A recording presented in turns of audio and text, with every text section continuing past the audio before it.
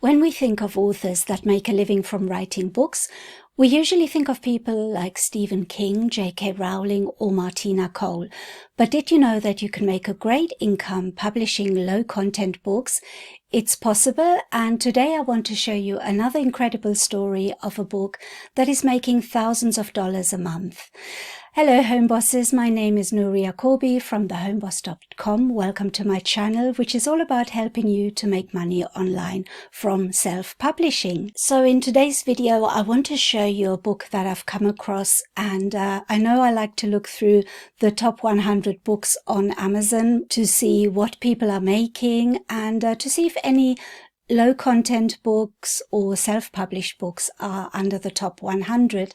And as I was scrolling through, I found something really interesting. So I'm just going to hop on the screen and show you what I'm talking about. So here we are on the Amazon bestsellers page for the US market. And I really like looking through this because I always find something interesting. I get book ideas. It's just a really good exercise to do now and again. So we can see the number one book on Amazon today, on the day I'm making this video, is Christine Hanna, The Women. There's a children's book here, Atomic Habits is usually in the top 100. And it's a lot of them are the usual books that are in the top 100, but there's always a few surprises, and that's what I like to look at. What I've noticed as well, there's a lot of children's books, and that's really good news for us if we are creating children's books, because they're always popular and people always buy children's books for all different reasons. So if we have a look here, I just really like to explore what the different books are, and we go onto the second page. And I just want to show you a book that I came across. I always look to see if there's any self-published books in the top 100. And I found one that is very interesting. And it's this book here, I Spy Valentine's Day book for kids. And you can see if I hover over the product details, I've got an extension that does this for me. It's called the Amazon DS Quick View. It's a Chrome extension.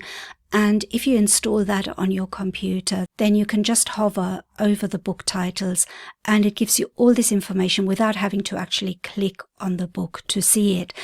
And as you can see here, it gives you the publisher, independently published, and it's got a BSR of 71. That means the bestseller rank of this book is 71. And of course, the number one is the number one best-selling book. So the lower this number, the better, because that means that your book is really high up in the charts. And we can also find out how much this book is selling per day or per month.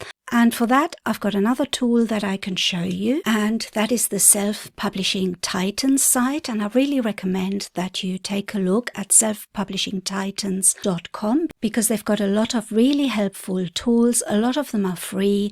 And it's a really great site for self-publishers, and they've got really amazing tools, and I will make some videos about them very soon to show you what's available. The one we want to look at today, if we have a look here at the top menu, we go to Tools and we want the KDP BSR Sales Calculator.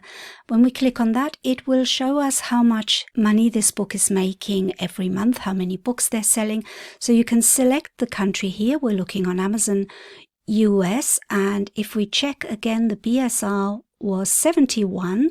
So we type that in here. That should calculate the sales, and we do want to do another thing. We want to put in the price here. So let's go back onto the book. It is selling for $7.99. So we type that in here. So we also need to find out the number of pages. So let's go back to our book. It's 105 pages. Let's type that into our details.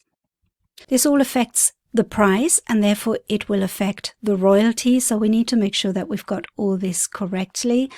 I think it's a black and white book. I don't think there's any color inside. Let's have a look at the inside to check that. So yes, the inside is all black and white, so there's no color, and it's a paperback. So all of this is now correct, and we can see how much this book is making. So according to this calculator, it is making $8,217 per month. Now that is quite a lot. I would say that that's a book that's doing incredibly well. I don't know how accurate these calculators are. I know this calculator is pretty accurate because it takes into account the book price, the number of pages, the type of ink, and there are other calculators that just calculate the sales and don't take this into account, so they may not be that accurate, but I trust this one quite a lot. So this is a pretty good idea of what this book is making every month. Another thing you have to take into account is that this book might be heavily promoted on Amazon with ads, and that means that they might be spending quite a lot of money on ads.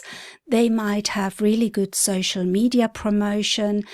But I just wanted to show you what is possible, because we can do all that. There's no reason to say that we can't promote our books with social media and with ads, because I do that with my books and it works. And when you think about it, even if your book makes half this amount or a third of this amount or even less, it is still a really good result for just one book.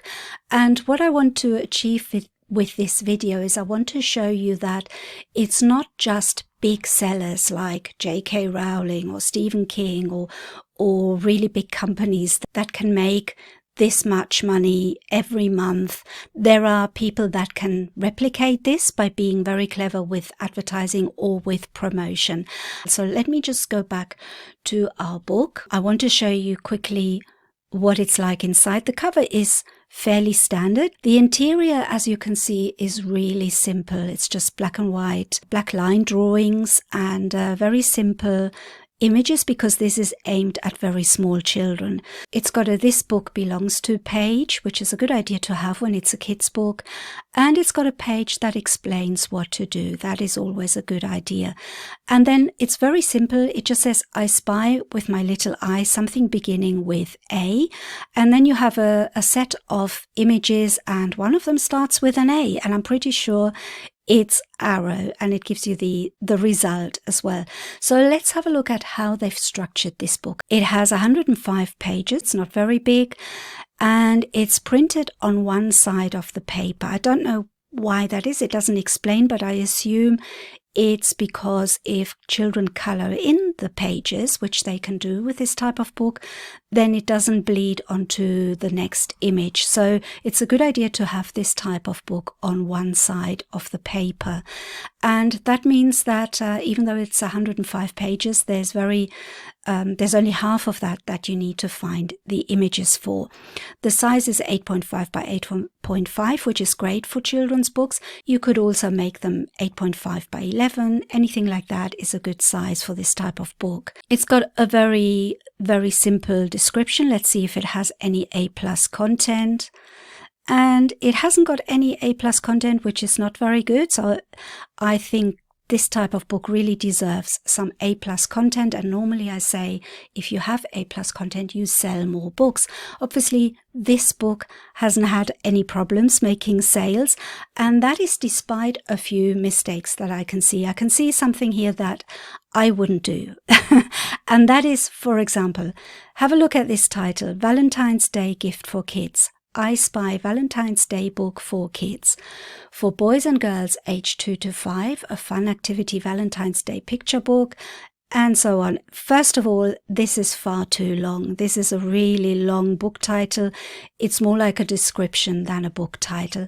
The other thing that is wrong is that there's a lot of repetition, and Amazon are very hot on finding repeated words in titles these days, and they very often write to people and say, change your title. And unfortunately, titles can't be changed. So this is really tricky, because can you see the words kids is repeated? The word Valentine is repeated 3 times as far as I can see. 1, 2, 3. So book is repeated as well. There's a lot of repetition, and they're really risking their account if they keep doing that. So they might be making a lot of money with this book right now, but they've got a very good chance of getting this book blocked by Amazon. So this is something that I wouldn't take chances with, because imagine all the work that you do to get to to this spot in the whole of Amazon. It's a BSR of 71, which is brilliant. And this could easily go very wrong if Amazon decide that they want to block this book because of all the repetition. So be very careful with that. You don't want to have a book do really well and then you get your account terminated for mistakes like this.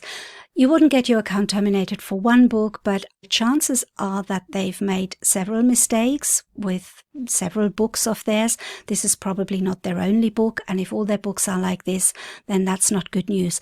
And the other big mistake that I can see is the author name. The author name is Valentine's Day Gifts for Kids. Now, this is just a bunch of keywords, and if you've been following my videos, you know that Amazon really don't like that. This is going against their terms and conditions, against their guidelines. So first of all, we have all the repetitive words in the title, and then we have the keyword stuffing in the author name. So there's a lot wrong with this book. But it's making sales, and of course a lot of people copy this type of thing because they see that this book is making a lot of sales, and they then try and make something similar, and they maybe get ideas or inspiration from the title and from the author name, and this is obviously completely wrong. So please don't do that. Make sure that your titles and your author names comply with Amazon's rules and regulations so that your account is not compromised. The other thing to take into account when making these type of books and when doing your research and you're inspired by one of the books that you see online, don't copy, don't make the same type of book. You want to make something unique, but you can get inspiration from this. And when I look at this book, I wonder why it has suddenly shot up in the charts. Why is it making so many sales? And one of the reasons I can think of is that it's not far to go for Valentine's Day. So when you're watching this video, it's just a few days before Valentine's Day. And these kind of books really sell. So they have combined the audience for children's books with the gift-giving audience and with the Valentine's Day audience. So you're hitting various niches. You're hitting the children's book niche, the Valentine's Day niche, and the gift niche as well. So that is very clever. So what could we do to make a book that sells like this one?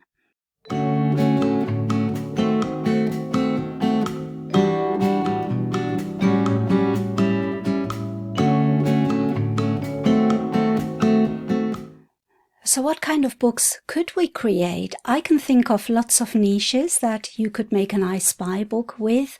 For example, seasonal celebrations. So you could make one about Christmas, about Easter. This one was about Valentine's Day. So something in those sort of niches.